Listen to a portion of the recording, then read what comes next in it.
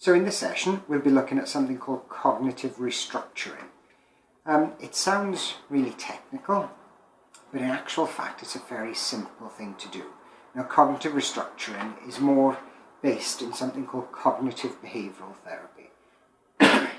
And cognitive behavioural therapy basically has, you look at the interactions between things like your thoughts, your emotions, your physical sensations and your behaviour.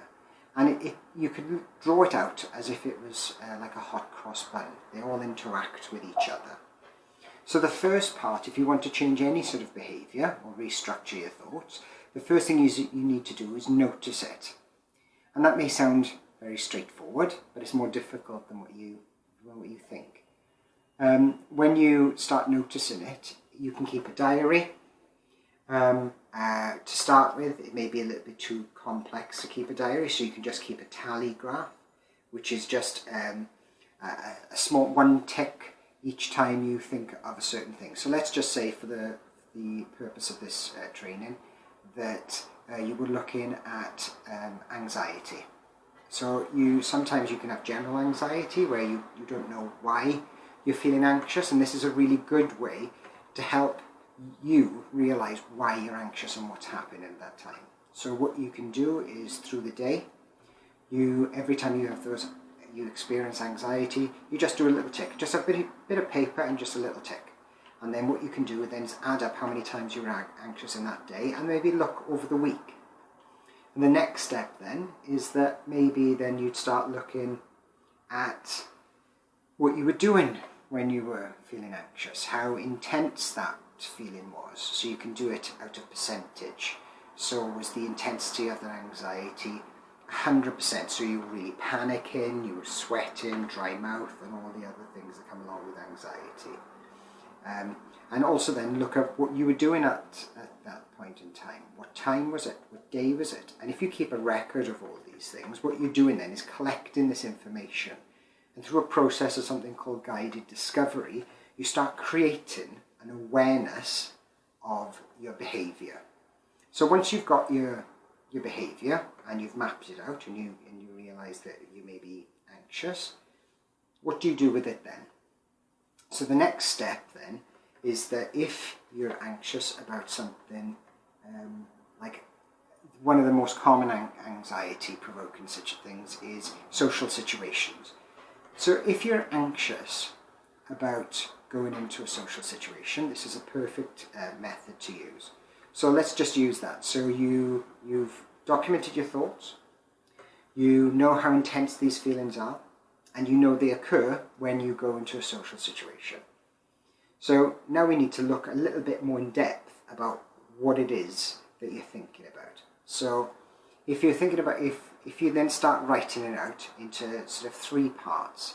So the first part of your thoughts, the first images or thoughts that we get is something called NATs, which is negative automatic thoughts. So we write the first things that come down. The second then is something called our assumptions, and the third then is our core belief. For the purpose of this, we'll only deal with the NATs at the moment. So the first thought may be, they're all staring at me. Okay, that's a perfectly logical thing to think. So why are they staring at you, do you think? Are they just staring at you? Are they, what assumptions are you going to, are they staring at you for what reason? If you're just coming into a room, then people will stare at you and then go back about their business. So what is it then that happens? Do we feel anxious then when they stare at you? And when you feel anxious, what physical sensations do you get from that? You may get stomach turning over, dry mouth, sweat, and what's your behaviour then after that, which is probably avoidance then. You'll avoid the situations that cause you anxiety. So let's go back to those thoughts. So they're all staring at me. What does that mean? They don't like me. Okay, if they don't like you, what does that mean? They think I'm a bad person. Okay, let's just say that. Let's just say they don't like you and that you're a bad person. So now we've got to distinguish. How do you know that? Is that an opinion or is it a fact? And what you can do then is start putting your thoughts on trial. And like with anything in trial, you start gathering evidence. So what supports your thinking?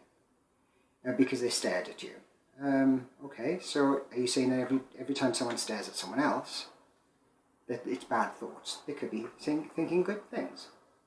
So what we can do then is also give an alternative thought at this point. So we've established that they're staring at you, and you make the assumption they think I'm a bad person or they don't like me. You've got to gather evidence for that. So you can gather evidence through asking them, which is a really good way of getting it, through surveying. And if they say, no, we're not doing that, then it challenges your thought. So now you've got to weigh up, and you've challenged that thought, and hopefully that'll start you getting to think about, oh, maybe my thoughts aren't correct. So what you can do then is add a little bit every time you think, oh, they're staring at me, or they may not be. Just a little, or they may not be at the end of the sentence can help you change that sort of thought. So now we've got the diaries to establish when we're having these thoughts. We've got a put your thoughts on trial technique that we use then. And the next sort of step that we move into is possibly balancing those thoughts. So every time you get a negative thought, so if you're going into that room and everyone's staring at you, then you can think, well, it's not necessarily a bad thing they're staring at me because they like me. That's an alternative thought. So if you have a negative thought, always try to balance it out with a positive one. You may not believe it to start with, but through repetition and practice, those thoughts will start evening themselves out. So that, in a nutshell, is cognitive restructuring.